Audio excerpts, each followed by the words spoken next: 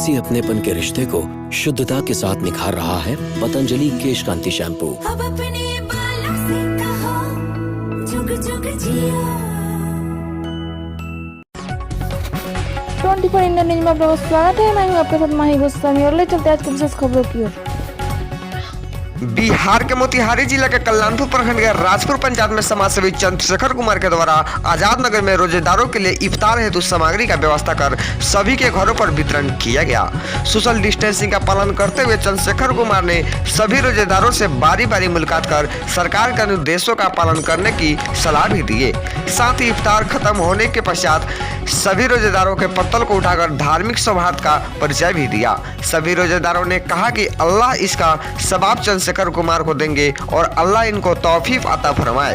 रोजेदारों में मुख्य रूप से मोहम्मद हसरुद्दीन, मोहम्मद जियाउल मुस्तफा, मोहम्मद पप्पू, मोहम्मद कलाम, मोहम्मद कैमुद्दीन इत्यादि लोग थे।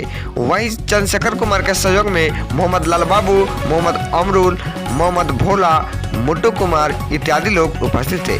मोतिहारी बिहार से अरविंद कुमार की रिपोर्ट। कोरोना वायरस के प्रसार का रोकथाम हम सब की जिम्मेदारी है। जब तक नितांत आवश्यक न हो रेल यात्रा करने से परहेज करें। यात्रा आरंभ करने से पूर्व ये सुनिश्चित करें कि आपको बुखार या कोरोना वायरस का अन्य कोई लक्षण जैसे सांस लेने में तकलीफ या खांसी न हो।